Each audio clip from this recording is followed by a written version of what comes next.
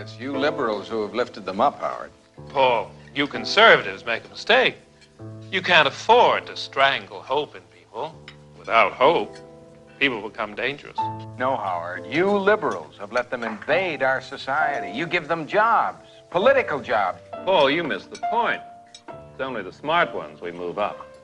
That makes it even worse. No, we have to move them up. If we leave a smart one in the ghetto, he might develop into a leader against us. But if we raise him up into white society, we neutralize him. He feels compelled to try to act like us. He loses his identity and his racial anger, if he has any. He becomes alien to his brothers. They realize he sold them out, and they grow to hate him. He becomes worthless to them and safe for us. No, thank you. In fact, in his love for the creature comforts, except for his color, he's become one of us. All the way live at WHPR 160 Victor Street. And I want to thank all of you for tuning in this morning. It's a kind of a solemn day for us today because one of the lifetime members of Hood Research has joined the ancestors. I think some of you know already that Errol Griffin is deceased. If any of you want to call in and share your thoughts about Errol Griffin, you feel free to do so. The numbers here, 313-365-7379. I want to say good morning to Rosa and to Vera and Barbara and to Ron and Sam and to Tom and to Jay and all those of you who support Hood Research and help us to continue having this broadcast. For those of you who are considering supporting us, please make your check or money order out to Hood Research.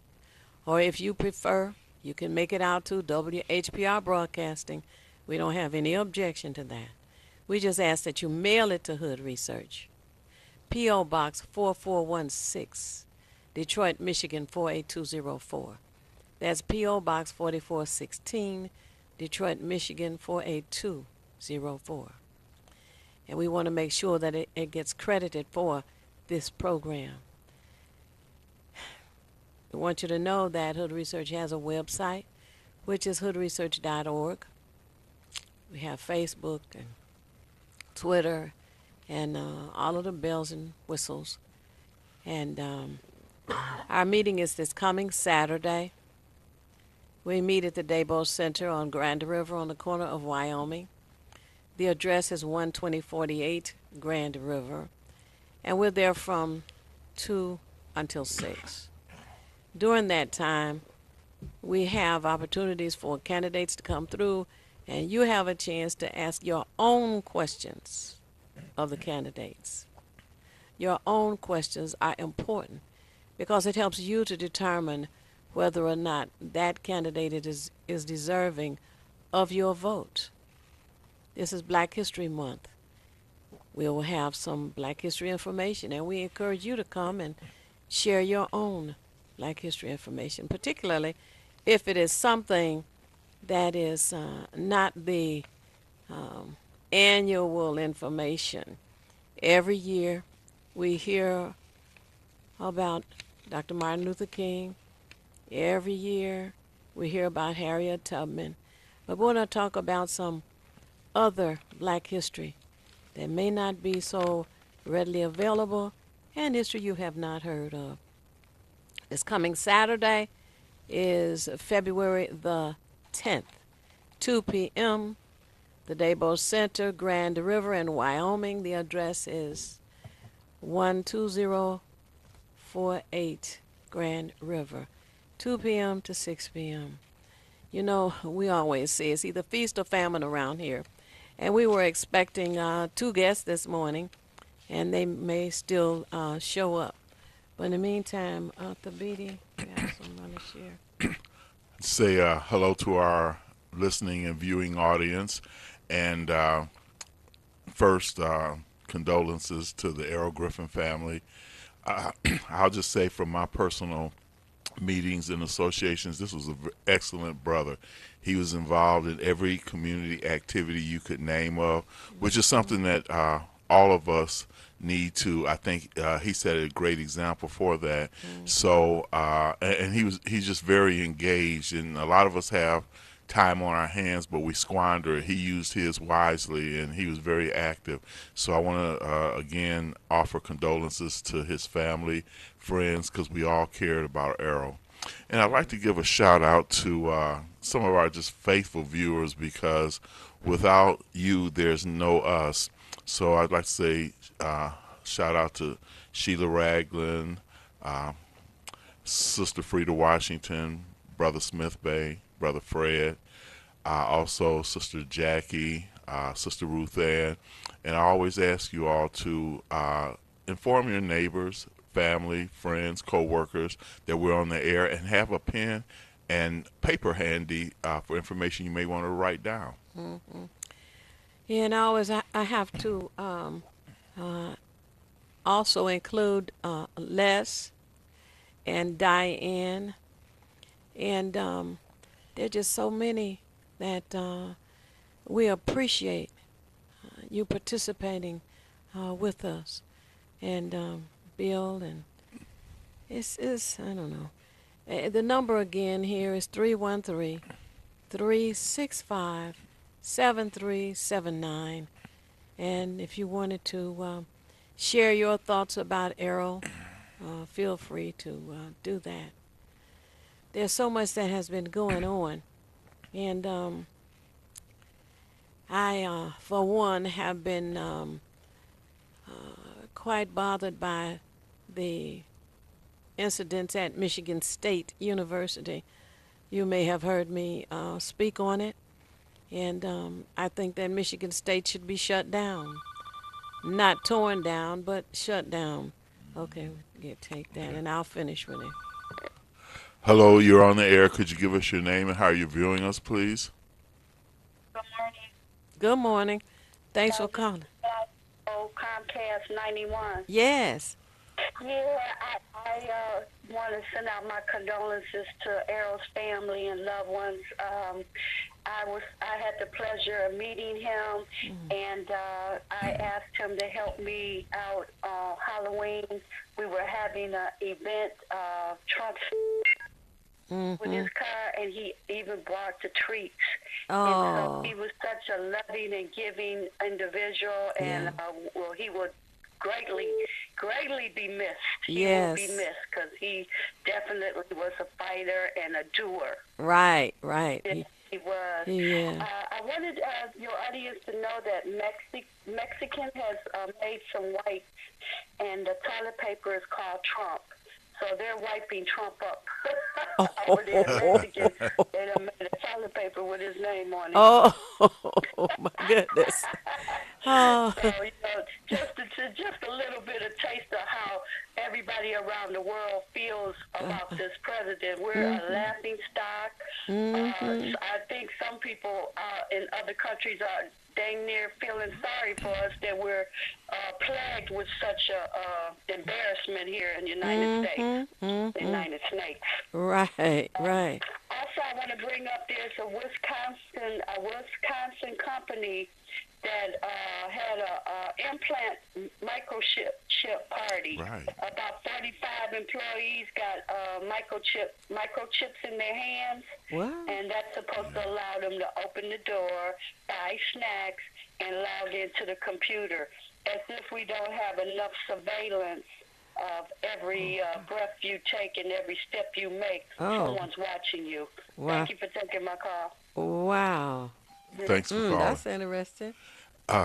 Yeah, actually, Sylvia sent it to my, just put it on Facebook yesterday, and it shows people who are saying it only hurts a little bit to get the implant. Go to our next caller. Yes. Hello, you're on the air. Would you give us your name and how you're viewing us, please? Hi, I'm on the air? Yes. Yeah, Dee Dee. Okay, hi, this is Dee Dee, and I'm viewing you guys on my cell phone. Oh, okay. Thanks for calling. Hi, good morning.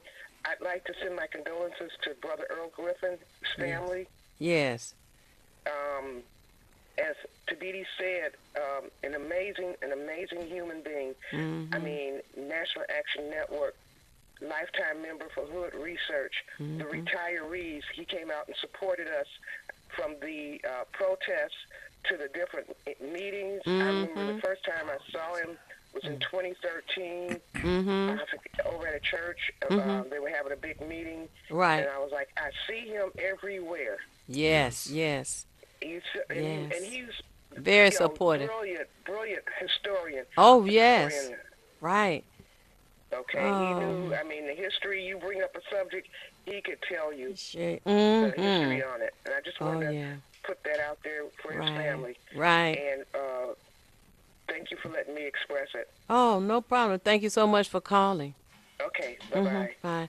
We are looking forward to him being at the meeting this Saturday to share some of that history that he knows. I mean, even history about South America and Brazil and just a wealth of information. Okay, one of our guests is here now. We're going to take a brief break for him to zoom over to the mic. We'll be back momentarily. Okay. Feedback. Hi, this is Theo Broughton. And I am Thabiti Mpinga. Inviting you to join us each Monday at 9 a.m. for feedback. A positive image production by Hood Research. Encourage others to tune in each Monday on Comcast Detroit, Roku, Amazon Fire TV, watch WHPR TV Network anywhere. And take us along with you. Feedback. You're watching W33BY, Detroit, Highland Park, Michigan. The views and opinions expressed on the following show are not necessarily the views and opinions of W33BY, its affiliates, management, or sponsors.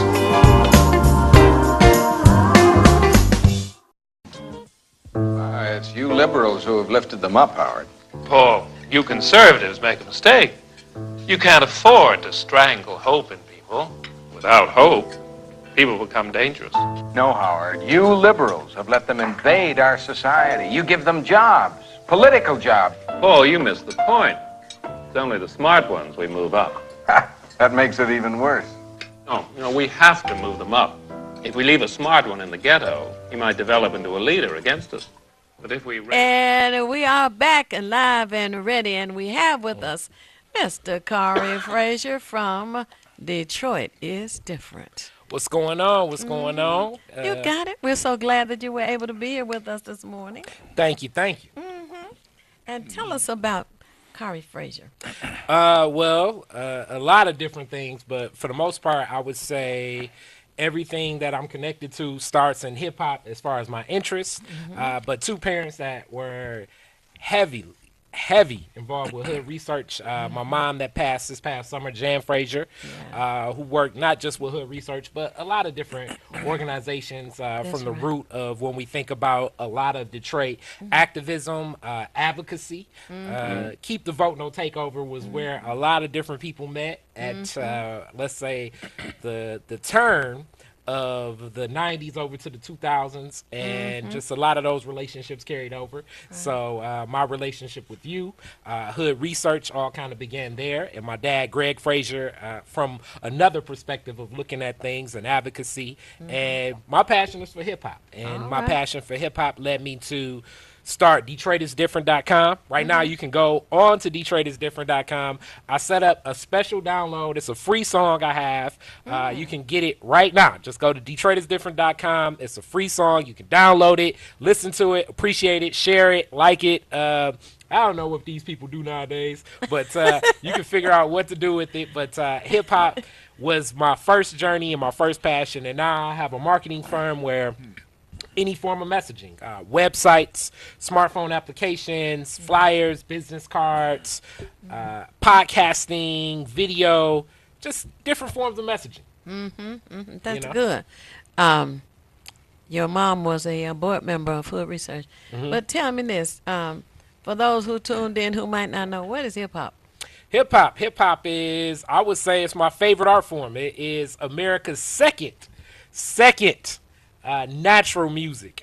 First is jazz, then comes hip hop, which is a variation of a lot of different flows. So people call it may be rap, it may be hip hop. At this point, you're sleeping under a rock if you're not alive and down with what hip hop is, because it's infiltrated all forms of popular American culture on many levels.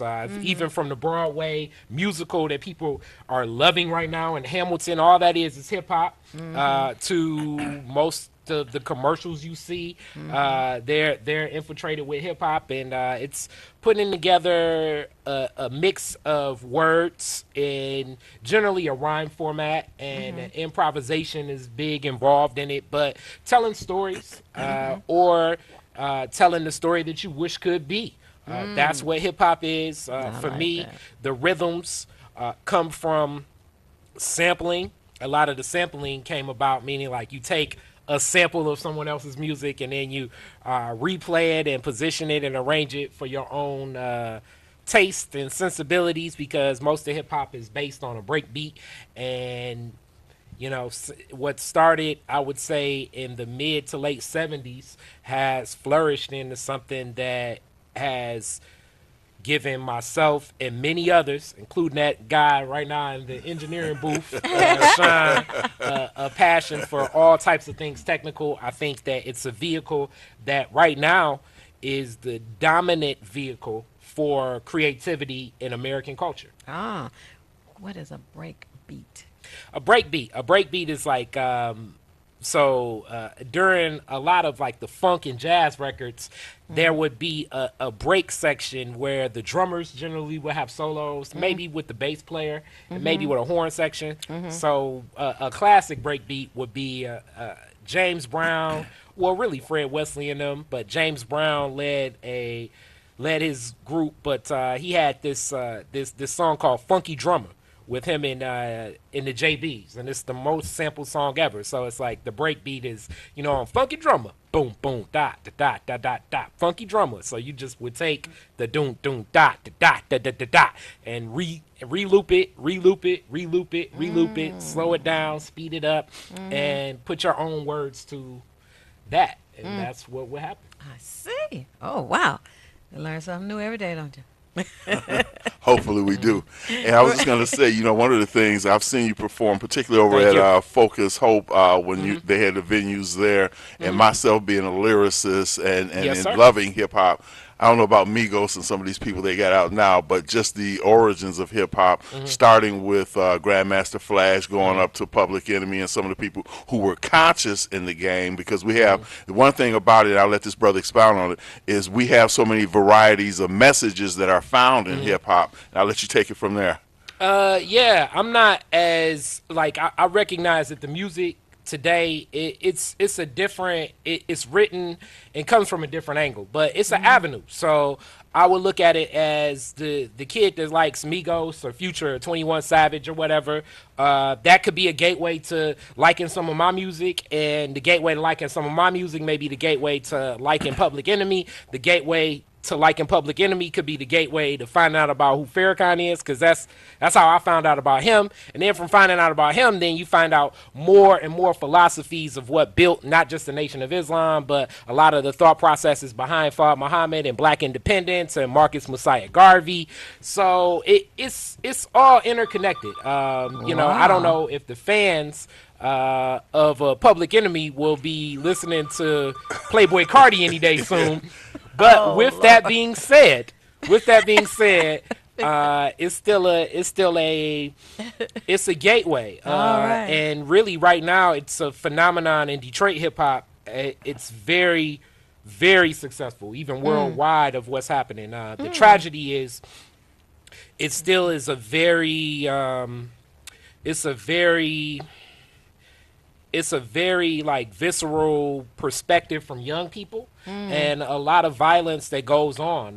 Right now in the hospital is one of the more popular, I would say he's the most popular hip hop artist on YouTube right now, Peasy, and I've known him since he was, I don't know, really young, and it's tragic that this happens, but the reality is the music explores this. One of my favorite artists, and Tupac Shakur, would do the same thing. And you almost become a premonition.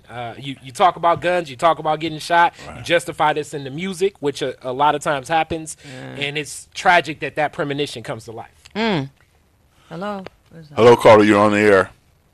Hello to your guest. What's going on? I'm so happy to see you. What's up? What's up?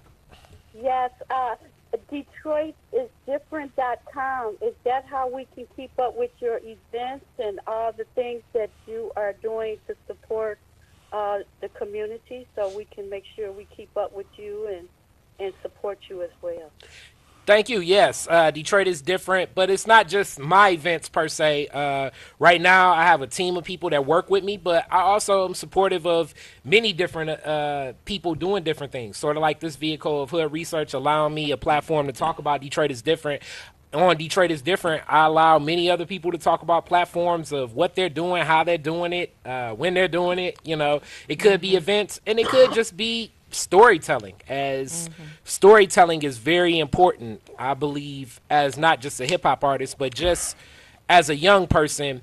The way that America likes to tell stories is the whole concept of upward mobility and independence, and people were just brazen and stalked out on their own, when in reality it's a lot of people connected to everything. And when I say a lot of people connected to everything, as I sit in RJ Watkins' studio right now, and this being an independent flagship for Black entrepreneurship and Black voices, RJ Watkins had a leg up in the game through Nat Morris and everything Nat Morris was doing through the scene, and it's all interconnected. And right now, with what I see with RJ, as I say, Sean is in the booth right now. God knows where he'll be and what he'll be doing in 20 years, but it'll be strongly connected to his father, where his roots came from someone else and their roots came from someone else.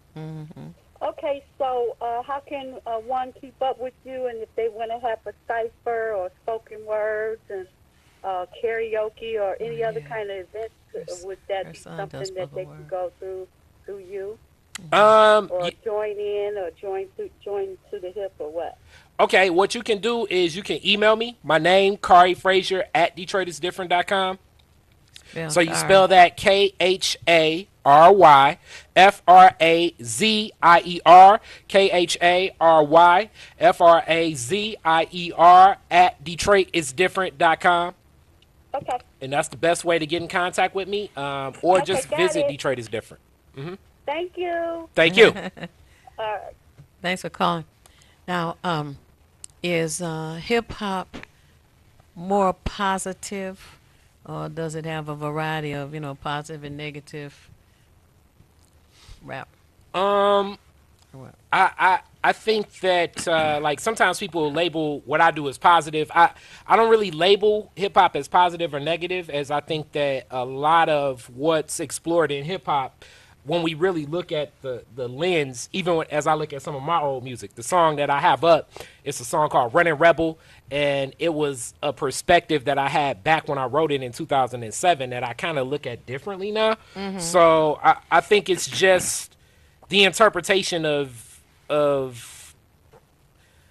people, and American culture itself is riddled with a lot of these challenges that sometimes, through the perspective and the lens of a Black male that's 17, 18, 19, 20, could be definitely viewed as negative. I would say more so it can be destructive, because the thought processes of how probably the 11, 12-year-old is interpreting this 17-year-old's view on what to pursue in life, being, sex, drugs, and guns. Right. Through the lens of an 11-year-old, it's not like they're looking at it saying, well, due to the economic factors of how this person sees the world, they're forced into a situation through perception where they think that the only way they could succeed is by using violence. So, an 11 or 12-year-old does not have the socio-political understanding to do that. So I really wish like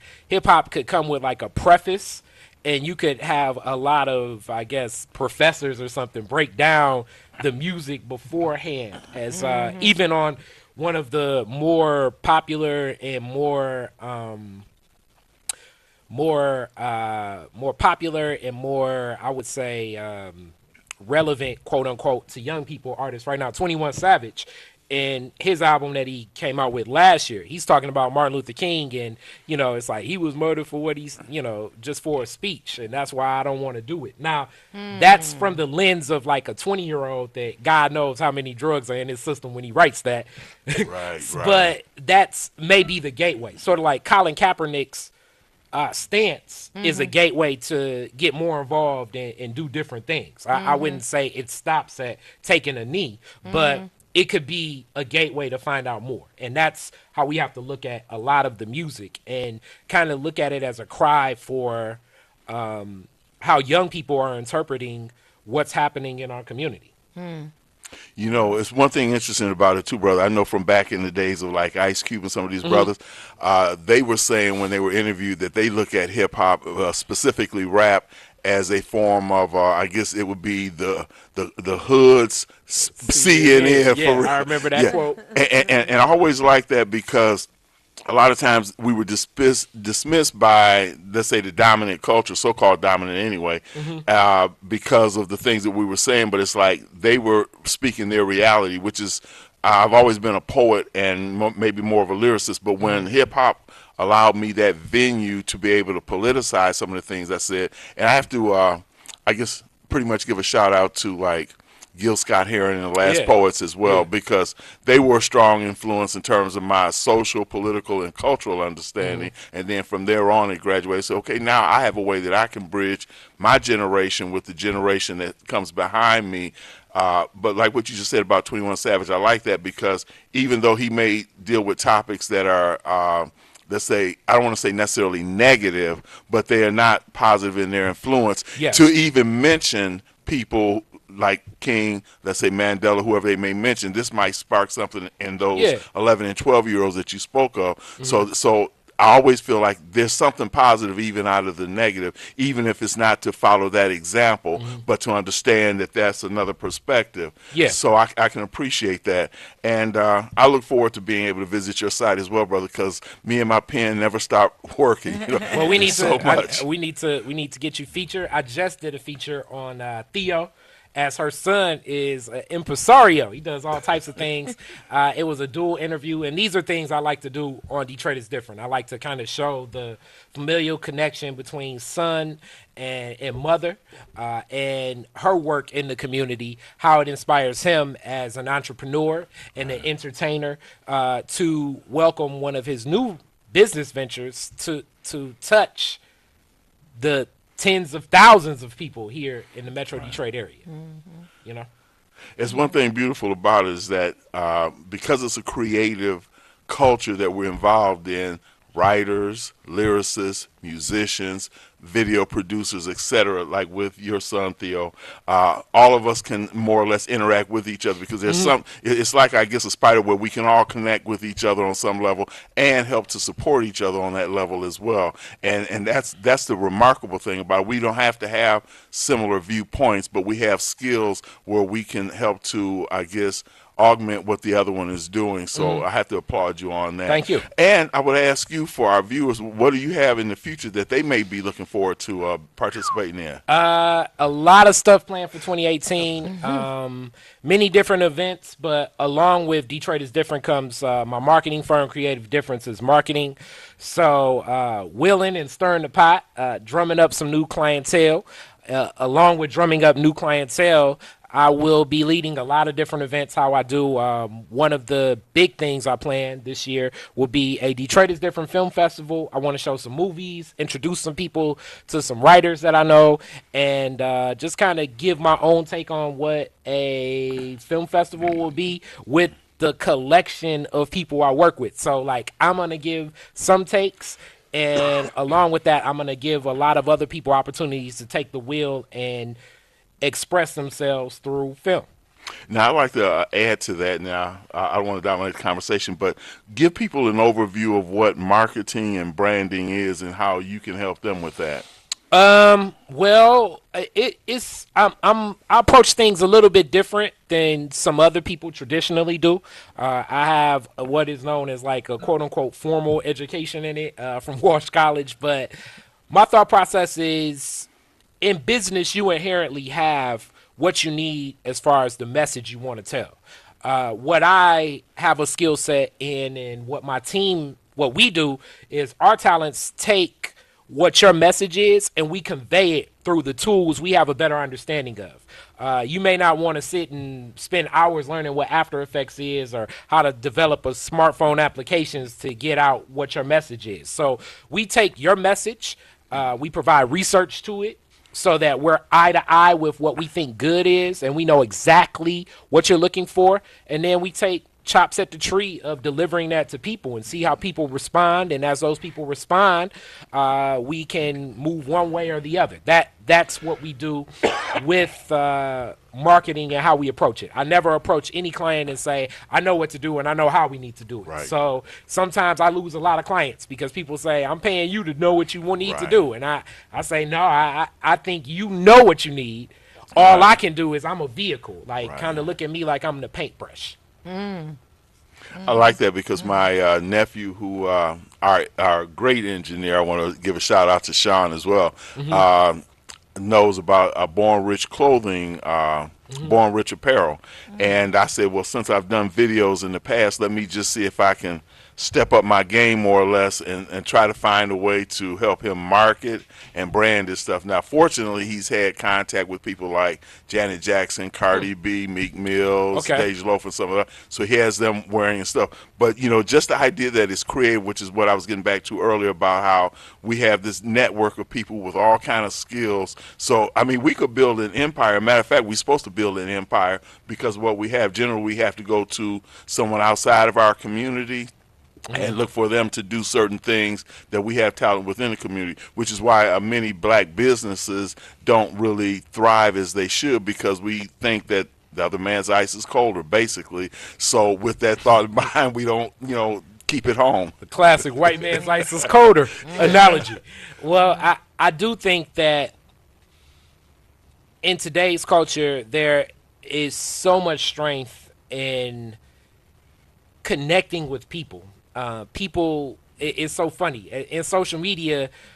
In some ways, it's like you're connecting with the representative self of so many people, but it still allows you a gateway to touch people and for them to use your products, use your message to express what they are about. As oftentimes, as we see right now with all of the like social media circus of black people around the Black Panther film, and people's interpretations of what it'll be, and can't wait to see what's going to happen the date that the movie comes out. It's like they're connecting with the message of the black superhero. Now, I've kind of checked out of superhero films a while ago. I'll probably see this movie, but it still kind of connects to how people can be used as vehicles to express a message. And I think that Marvel created something that many black people can connect to, but you can also have black businesses create those same messages. You can have the black superheroes,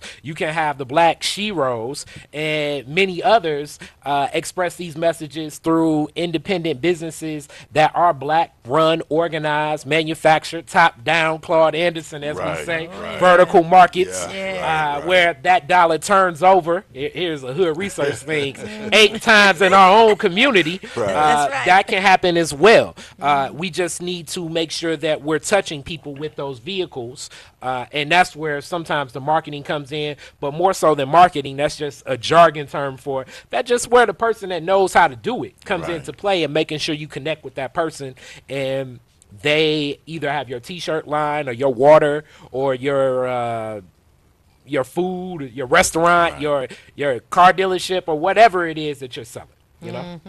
You know, one thing I'm thinking about, Theo, too, is the fact that this is Black History Month, and then, like, Theo and I are always trying to push the principles of Kwanzaa, specifically cooperative economics, where we make sure, as you were alluding to, our dollar circulates within our community a lot more so than it does. And a matter of fact, somebody did on Facebook, which I thought was a great idea. Right. You probably know this brother, Thomas Williams. He does a lot of hosting. He's hosted at the 1917 Bistro as a open mic, host, but then he, performs as well. And there's another place, I'm not really sure the name, but it's called something Brewery over on Grand River, and they did open mic as well. But the point is he had people who were saying, what black business have you dealt with or visited, and we all posted something. Like I did our Loving Life health food store on 7 Mile Road, just to let people know. So what we were trying to do basically was let other people on Facebook know of black businesses that they may not have known about, and then we were actually challenged to go ahead and take a picture while we were visiting that business, again trying to keep that network. But I'm just going back to the whole thing of cooperative economics, where we become that CNN within the neighborhood and say, well, yeah, you didn't know about so-and-so's sportswear or so-and-so's alkaline water, et cetera, et cetera. So I like what you're doing, and I think about what you said about marketing too, in that what you do is you help the person. You can't tell them what they want.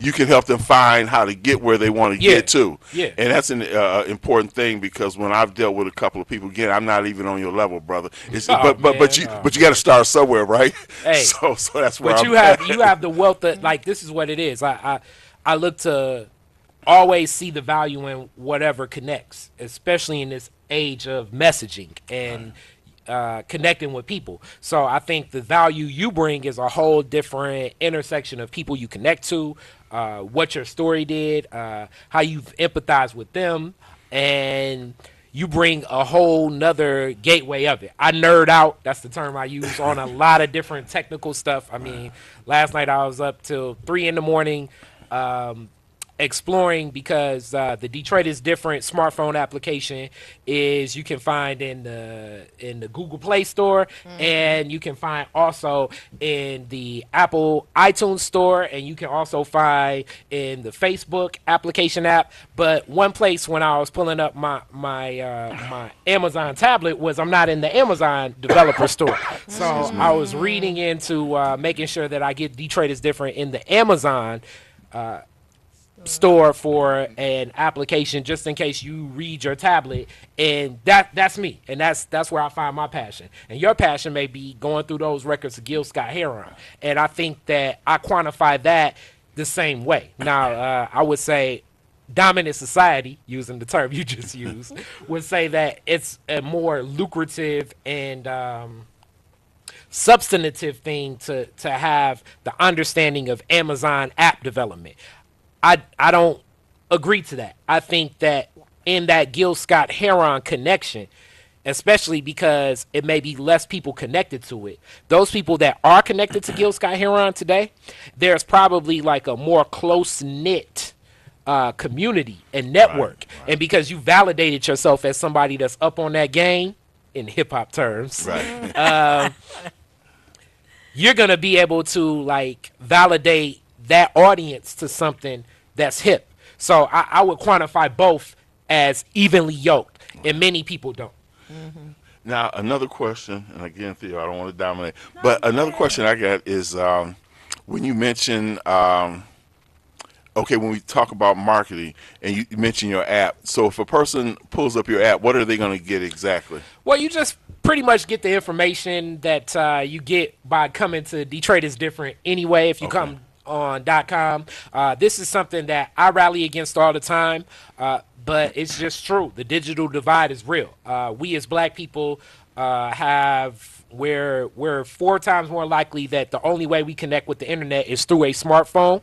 Right. So to talk to our people, I want to have the app. But I am a big advocate, and I really need to start something this year towards you really need to get a laptop or a computer, because as a person that designs these apps, when you just connect through the internet using an application, it's so much more you miss out on of what you can learn, how you can connect. Some of the coding that I'm doing, you just can't do with the smartphone. But so many of us, and this is for the more affluent person with more access to money, black person, to the person that's not affluent with less access to money. Most of us, the only time when black people are touching a actual computer is when we're generally capitulating and working for someone else's system that is in this dominant culture, generally run by middle-aged white men. And we really do need to take a hold of this and make sure we keep those computers in our households, because it's a gateway and a connection to so much more through a laptop than you can get through a smartphone. Well, that just blew my mind because, you know, I remember, I don't know if it was Charlie Rose, but one of the, former talk show hosts, but somebody was saying, I'm an analog brother in a digital age. And that's kind of where most of the older generation is at. You know, we're sort of going between the Flintstones and the Jetsons, and we're trying to make sure that we could, you know, keep up with it. But it is a fast-paced thing that's ever growing. It's like every time my like I got a Michigan lottery app, and then they just upgraded the app. So all the things I used to do on that app, where I could conveniently find out what numbers, this, that, and the other. Now they didn't change, and I've got to go through this whole learning process, and it can be overwhelming sometimes. I put it like that. But I just want to get a better understanding from you. You're saying that some of the things we can access on our phone, we cannot access. I mean, some of the things we access on our computer or laptops, we can't access on our phone. Most definitely. Even as I put up information on Detroit is Different, I naturally have options where I can choose to exclude information from Detroit is Different through the smartphone app than what I have through the computer. So I strongly think that you should have a computer, as there are a lot of used computer stores where you can get a computer for $75. Cheaper than a phone. Oh, yeah. Right. Yep. Hold on. Hello, caller. You're on the air. Would you share your name and how you're viewing us, please? Yeah, this is Kurt, man. Calling from Detroit, Channel 33. Thanks for I calling. have a question. How much should we invest in this computer system if the grid goes down again, like it did before? Well, if the grid You know what I'm goes saying? down.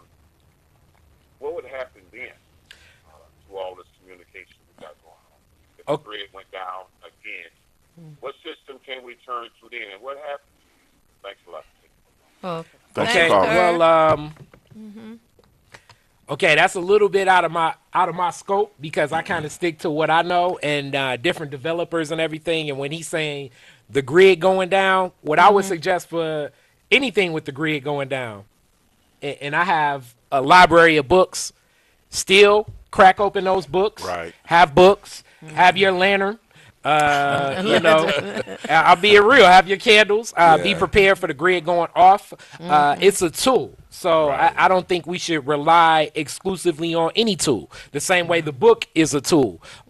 So you just arm yourself with different things in your arsenal so that you can access what you need to access. The same way that, you know, if you don't have internet access, you may need to venture to that place that has free Wi-Fi. Right. It doesn't necessarily mean that you just give up on having a laptop altogether. It just means that you figure out the next way to skin the cat, as they say. Now that's an old saying. That is an old saying. Right. But you know what was interesting when the grid went down and all the cell phones did not work, etc., the landline still works. And that's another tool you can have in your arsenal Yes, if you need to have tools in your arsenal. Right. See, I would be running over to a landline home if I wanted to connect with somebody because I'm lacking that tool currently. All right. Now, one thing you have to remember, if you have a landline and you have a hands-free, you know, you have to disconnect those because the hands-free phones will block you. Okay. So you just unplug it, and your landline, you can still call folk. And that's why, unfortunately, I still have both.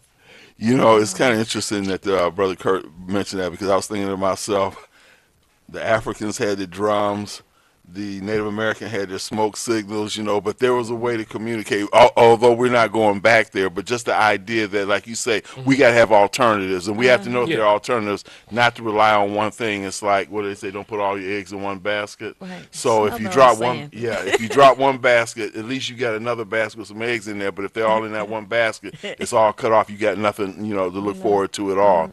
And being an avid reader, Theo knows more than anybody that anytime there's a book sale, Detroit Public Library, Oak Park, book stock out there at Laurel Park Place, I'm out there. So I've got 500-600 books still growing that library, because you still need some access to knowledge and information that you may not be able to get, like you say, from an internet source. Now, we got probably about 4 minutes left, but I want you to be able to give people the website again and an overview of the things that you can do for them as well.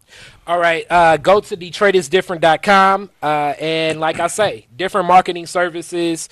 DetroitisDifferent.com is the flagship where you can see everything that I do and my team does. My team is a collection of young, hungry creatives that specialize in different things, from podcasting to video to website development. But DetroitisDifferent.com is kind of our way of highlighting the different things that we find most interesting. Sometimes we do things for clients different than how we would want, but I'm one of those people where, hey, if this is what you want, I'm going to deliver that. And you can find out more of what I can deliver with my team through CreateDiff.com. CreateDiff.com, CreateDiff.com. That's Creative Differences Marketing, Inc. That is the business. I got to say this. I started out and we got calls in, but it's just been bothering me what happened to over 260 females because of Nassar and other faculty members. Seems to me that the media wants to lay the blame only on this man who called himself Dr. Nassar with the raping and molesting of young girls at Michigan State University. There were others involved, and they talk about basketball members, teams, and all these other folks. I think that Michigan State should be shut down. I think that the Me Too group and the family members of these girls should encourage people not to register for Michigan State. And for those who can transfer out of Michigan State. We talk about approximately 40,000, but there are other colleges and universities where they can transfer. Even Marygrove in Detroit has a lot of vacancies with issues that have happened there. The assets should be liquidated and put in escrow. The money should be put in escrow so that these young ladies, over 260, if you could wrap your mind around that number, need psychological help, physical help, and they need their lawsuits satisfied. Now, once all that is done, then we can see perhaps a move to reinstate Michigan State University. But until then, it just needs to be shut down. And I would just add, Engler is one of the primary reasons. I just have no love for the man. No hate for him, but no love for the man at all. He's a poor representative, and they've even voiced concern that he has no academic background. But when you look at 45's administration, they have no background in all the positions they have in the cabinet either. So I guess this is a trend now. Yeah, more of the same. And John Engler helped to destroy the Detroit public school system. And he wants to boast about he has, 3 daughters or some number of daughters. Yeah. But how do we know that? He's not a pedophile. But anyway, being at the end of this program, I'm so sorry we're coming to the end. We're coming to the end. We got about a minute and change. Yeah, well, I have to say it's not necessary for you to know everything. What is necessary is for you to know how to find what you need when you need it. We at Hood Research seek out as much information as we can to share with you and encourage you to do the same, to help us all make better informed decisions. Tabiti. Again, I want to just let our listening and viewing audience know, visit DetroitisDifferent.com or CreateDiff.com, CreateDiff. .com and support this brother Khary Frazier. He's very progressive, and I think it's necessary, particularly because I look at it like this. I'm an elder too in my own way, and I love to support youth who are doing positive things. So again, I want you to support this brother, and as I always say, if you want to be nothing, do nothing. But the only problem with doing nothing is you never know when you're finished. I ain't watch that elder stuff, but Khary does have the ability to get out to the, what do we call them, the millennials, because they are consumers too.